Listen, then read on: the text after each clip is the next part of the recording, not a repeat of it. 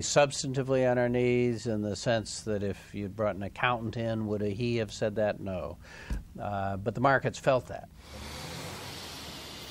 He really had done his homework. I mean, he understood what we were, he understood what our weaknesses were, what our strengths were, what the opportunities were. And so it was, there was no need for a long explanation on my part as to where we were going and why. We went through some bad times after the Prince had made his investment, and he was very good. He was professional. He wanted to know what was going on. He gave me the benefit of his point of view, but he didn't jump up and down and yell at me and say, "Hey, Reed, you should do this and you should do that." All of a sudden, here was somebody completely unknown to the normal individual, becoming the largest shareholder of the largest financial institution in the United States. Prince Al-Walid ended up with nearly 15% of the bank, which worried the US Federal Reserve. He'd come on the scene not long after the ill-fated Bank of Credit and Commerce International, BCCI, collapsed under the weight of money laundering and fraud involving Saudi investors. American regulators were tense and ultimately failed to permit the prince to keep his entire stake. Bowing to regulations, he sold some stock to meet a 10% restriction on foreign ownership of US banks. I think that this was at a time when there were some other problems in the banking industry and where there had been concern about people fronting for consortiums and so on, not related to Citicorp, but to other financial institutions. And so the regulators were perhaps justifiably a little nervous about, who is this, what is this, and so on. Many questioned how the prince had raised nearly $600 million to invest in Citicorp. But we've seen him make money in real estate locally. We've seen him make money in contracting, a lot of money in contracting and real estate in Saudi Arabia, even more money in his investments overseas, all of which that has gone through us. So Citibank is certain, I'm certain, that the money was made both legally and it was made in his name. It was his money. I think that the prince really stepped up to the plate at a very difficult time, and for enough money to make the whole transaction very believable. And I think that what he did really saved the bank. He is really a long-term investor. So the prince is vindicated as a long-term investor. The decade between 1991 and 2001 saw his Citibank shares increase by $8.2 billion. In the 12 months up to 2004, Forbes magazine lists his wealth increasing by $3.8 billion. Just imagine that's more than $10 million a day, $400,000 an hour, or $120 every second. Traveling on to his daughter's graduation, he put aside the business calls and television monitoring to share the moment. Surrounded by friends and family, he beamed like any other proud father. What's the next step for you now? Well, I guess I'm going to get some work experience, then I'll think about my master's. What about the celebration? Just out of words. I don't know, I'm so happy all my family's here. Your Highness, your emotion on this day too. I'm very proud of Reem. She's a good lady, magna cum laude. She can work with me and her brother. So the pressure begins now? Just began. Keeping a tight schedule, the prince left his daughter and made his way to New Haven's Hartford Bradley Airport. Waiting for him there was the private jet I'd witnessed him haggling over in Paris just 5 months earlier. The Hawker Siddeley had already been refitted and painted in the colors of his music and entertainment company, Rotana. It was time for another detailed Al-Walid inspection.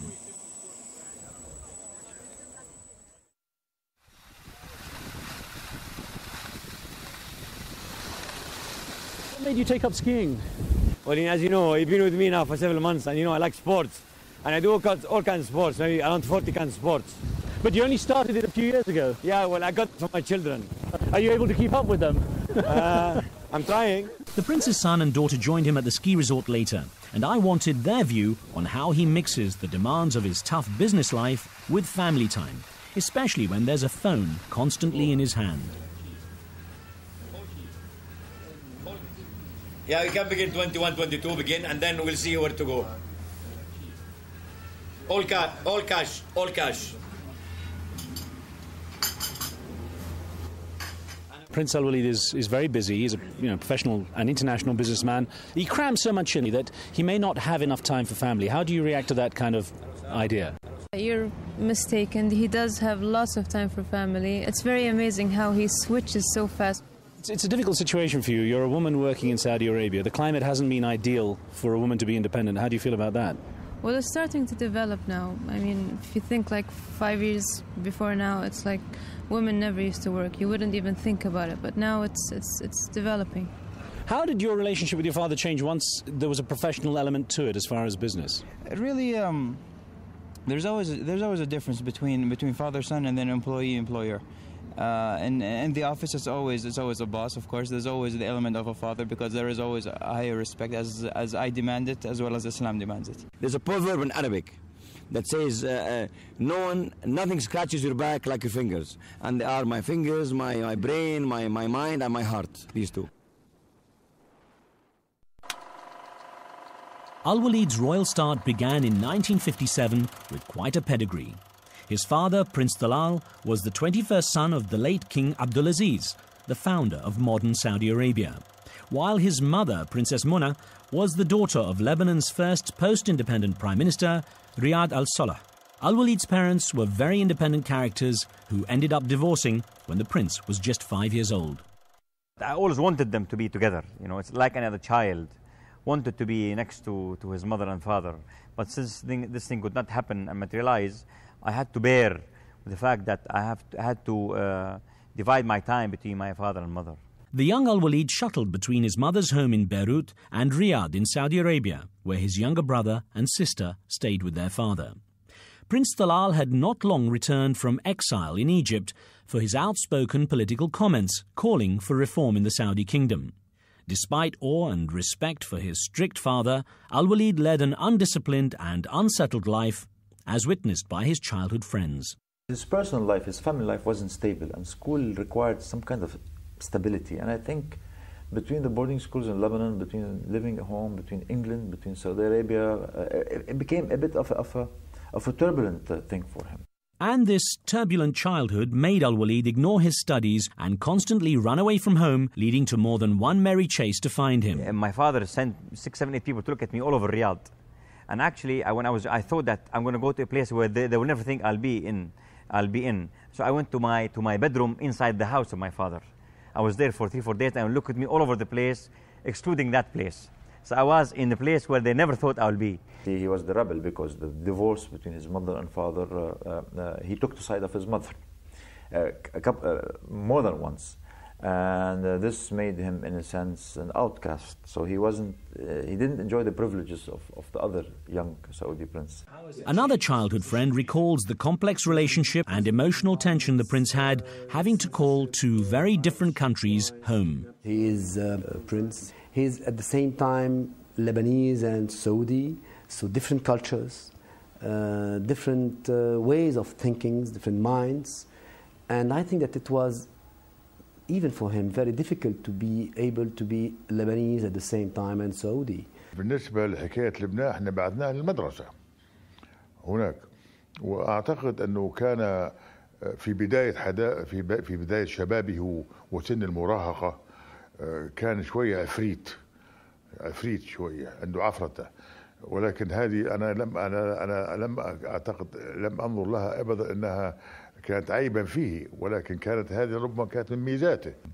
I was wondering if you brought him back to Saudi Arabia, to the military academy, because he was so rebellious. الحقيقة هذا سبب من الأسباب ولكن أيضا كانت هذه رغبته. It was one of the turning points in my life, whereby I became very self-dependent, independent, and very much myself, washing the toilets, bathrooms, having breakfast 6 o'clock in the morning, and having a breakfast, lentil soup and spaghetti. Walking through the grounds of his old school in Beirut, I pondered on the influences that had shaped him, from the divorce of his parents to life in a military academy, which possibly explains his obsessive precision at work and play even now. There was also a strong competitive spirit at an early age. A daily ritual. We had 1 hour of Monopoly. And practically every single time he beat me. And I think I had brains to be able to resist his onslaught, but he always managed to beat me in Monopoly. So I knew that he's going to make money. Keen to study at the International College in Beirut, the prince finally buried his head in books and passed his exams with flying colors, but remained a lively teenager. Drag racing, the wildlife. Oh yeah, we had our Beirut then was a place where the good life was all over. It was abundant for somebody young, well connected, some cash. He could manage. But Lebanon's civil war changed the young prince's plans. In April 1975, the destruction of Beirut began in a prolonged and bitter civil war, and the young prince was forced to seek university admission overseas, choosing Menlo College in California.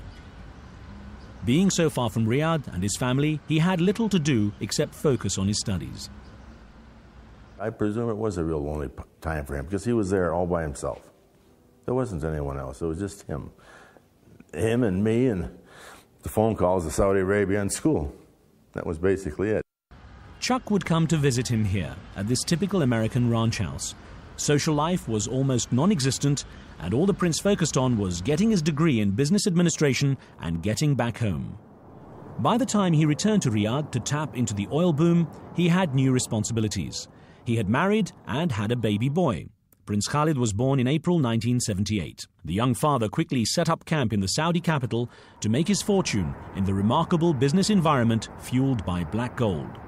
Commissions from contracts were a quick way to fill the bank account, but Al-Walid wanted more. He wanted to practice what he had just learned in the USA. Some companies we used to just sign with the contractors. I used to work with them. I used to raise equity for them. I get debt for them and work really very hard for them. I don't know if I should say this, but you know, royals in general, they earn their living by being a royal. What made him different is that he earned his way. Al-Walid started by taking on the banking sector, with Saudi Arabia's first hostile takeover. Long hours and tough measures turned the United Saudi Commercial Bank from a loss maker to profitability in less than 2 years. Following up with a series of mergers